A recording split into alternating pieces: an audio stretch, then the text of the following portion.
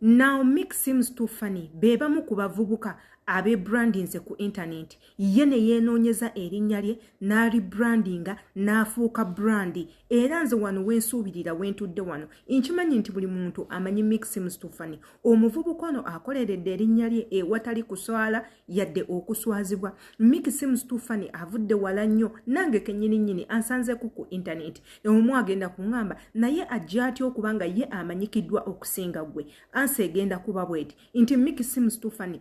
Musanyusa kangambe comedian. Atenze adita. I'm just a motivational speaker. A speaker ayogera ku bintu ebituuka eri eggwanga. Wabula Mickey ajjako stress, atwala depression y'abantu, asanyusa abantu. He puts a smile on people's lives. Asesa abantu ababeezaawo. Era kizibu nnyo okulaba akatambi ka Mick seems too funny n'osigala nga tosese. Bw'oba nga tosese, you're just a hater. Okyawa bukyayi, oli muntu wa mutima mubi, oli muntu wa nnugu. Kubanga this guy akola content buli muntu yenna gwe yeetaaze. Ng'ekyo nno tukigyeko. Mick seems too funny ayagalibwa buli muntu. Oba oli mukadde, oba oli muvubuka, oba oli mwana muto, bonna bamutegeera content we, ensi yonna emutegeera. Mick seems too funny yajja tumulaba nga yefa abantu abamu bagamba mwana soko ndi waitingeko mwana commentinga ako abantu bandabe ebintu nga webityo. Era nze adita ngera bwe mumanya, I was the first person eyamugamba mwana gwe osobola, you can do better, you got talent, keep pushing. Nga yakajira ddala kati no nga tuli ku mukutu gwa TikTok ne kati look where he is, ali wala nnyo. Muntu walinnya bamukuba mu magazines, ku Google yaliko, ku YouTube yaliko, buli wolaga yaliko. Wogenda ne ku following ye. This guy really does it. He's a big vibe, a very big hit. Kati nno tugenda kubanga tubatwalako mawulire ge. Wabula guwe nanga tonaba subscribing oyinza okugasubwa. Kola boti subscribing ekigambo weekiri, kwata ku notification bell, buli video gye tuteeka nawe genda kubanga ekutuukako. Mu katambi kano yenze Sheila Adita saagala obeere nga onsubwa, njagala obeere ng'otwekumirako, obeere part of our community nga gwe otwekumirako wanene wenyini ku YouTube channel, and of course imbatumirako yonna gye muli mwebale kubanga mulaba videos zange. I really do appreciate. Kati nno Mick seems too funny ngera bwe mumanyi nti omwaka gugenda kuggwako ate nga he has been doing a lot. Yasazeewo n'agamba sigenda kugenda na mwaka nga sina kye neekoleddewo, ne yeeteekamu ekirabo eky'amaanyi nnyo. Ekirabo ekyo we tukyogerako twogera ku mmotoka ekyasinze okuba ey'ebbeeyi. He's not a musician, he's just a comedian. Yasobodde oku affordinga emmotoka of this kind. Kambalageko ku mmotoka ya seems too funny katono nnyo, then tumale tukomewo. Gwe kyolina okukola sigala ng'osubscribinze emmotoka yiino katugirabe.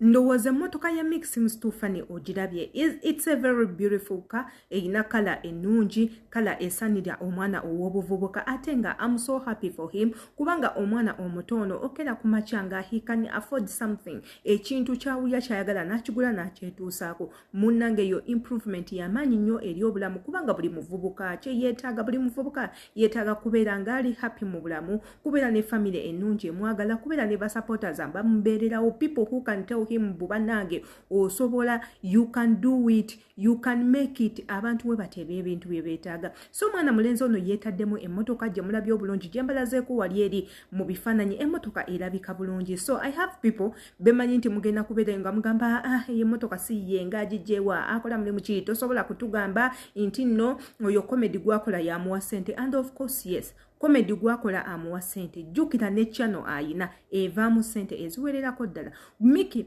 ali all over the world nti abantu bonna bamumanyi. Ne woba ogenze Kenya bamanyi Mickey, ne wogenda Tanzania bamanyi Mickey, aba Nigeria bamanyi Mickey. And of course ate Mickey munange bamupangisa n'agenda mu comedy stores n'akolayo busikiti bwe, abantu ne babeera nga bamuwa ssente. Videos ze muzenga muziraba nga zitambula ku social media nga bali mumuwa ssente, bamubookinze agende. Trust me, okuva wano n'ogenda ku comedy store nti ogenze ku performinga oyina okuba ng'olina talent nga kyokola okyekakasa kubanga eri tegendebwa atamanyi. yes eri tegendebwa atamanyi ate nga n'ekirala Miki ye ng'omuntu naye alina omulimu ogumuwa ssente ogugwe ku bubwe.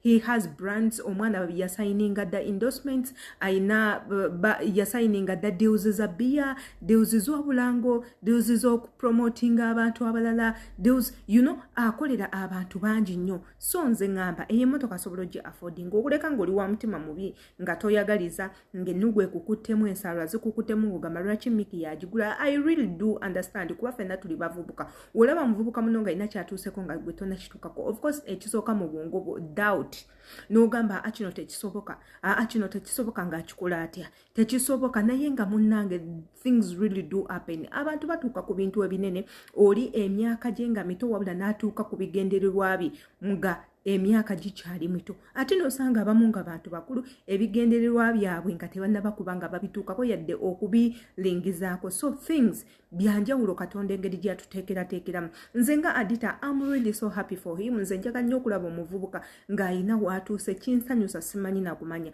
mbeerawo ne ŋŋamba olaba oyo akikoze someday nja kukikola. Olaba oyo atuuse wano someday I'll do the same. Olaba onaafunye kino nange olunaku lujja kujjanga lwange. Nze nina eyo believe nti buli muntu yenna omukozi ayina ebigendererwa mu bulamu w'obiremerako bijja kutuukako era ojja bifuna. Gw'olowooza ki? Kamanye ekyolowooza ku katambi kaneeno sigala ng'osubscribinga likinga commentinga wabula notification bell togirabira embaagala nnyo.